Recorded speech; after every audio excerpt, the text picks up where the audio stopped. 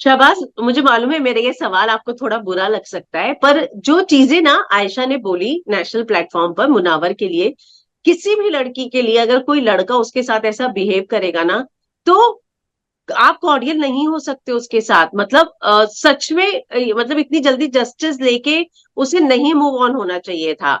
मुझे ऐसा personally feel होता है, क्योंकि जो उस दिन वो रो रही थी और अंकिता रो रही थी, बहुत ज्यादा मैं फील कर पा रही थी उसका दर्द। तो जब इतना दर्द था और इतनी चीजें उसके साथ हुई थी, तो क्यों वो एक दिन में मान गई? क्या उसके मन में सॉफ्ट कॉर्नर था मुनव्वर के लिए, इसके लिए? मतलब टू वो बी अभी भी वेरी प्यार ऑनेस्ट, करती है?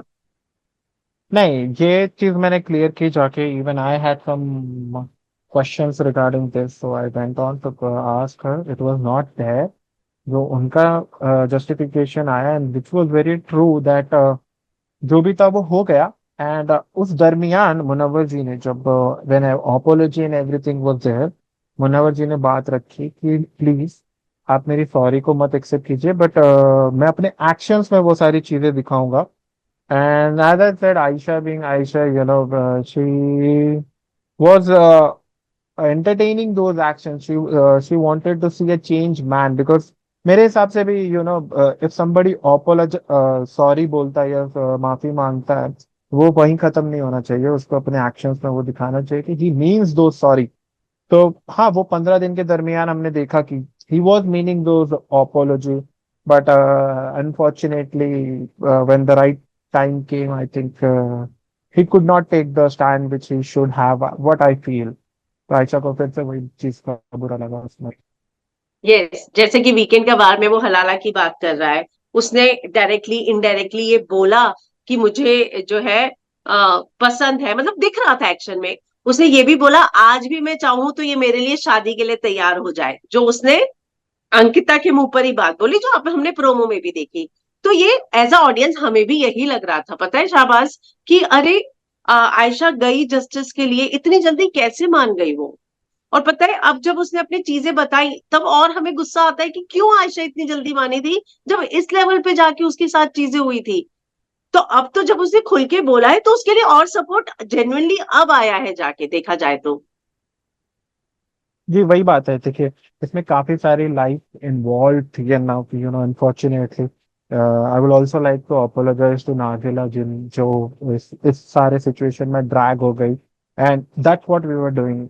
We always wanted to protect Nazila from all this, because she chose not to, and we respect her decision of that. तो हम वो नहीं चाहते थे, इसीलिए, महज इसीलिए सारी बातों को नहीं रखा जा रहा था। बट जब आयशा ने देखा कि ये बार बार उस चीज की ओके। शायद फायदा उठ रहा है या नहीं उठ रहा है, तो she thought that's the end of it, she can't do it anymore. And after all, see, चीजें आप देखते ना, she is a 21-year-old girl, and obviously Munawar is way more mature, and उन्होंने बहुत बड़ी दुनिया देखी है।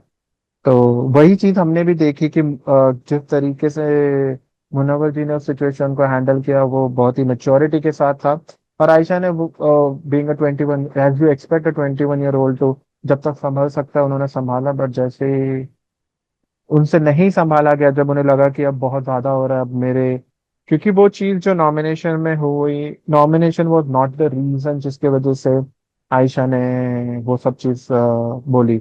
नॉमिनेशन करने के लिए जो कारण दिया गया, अगेन उसे ऐसा दिखाने की कोशिश की गई कि आयशा ही गलत है।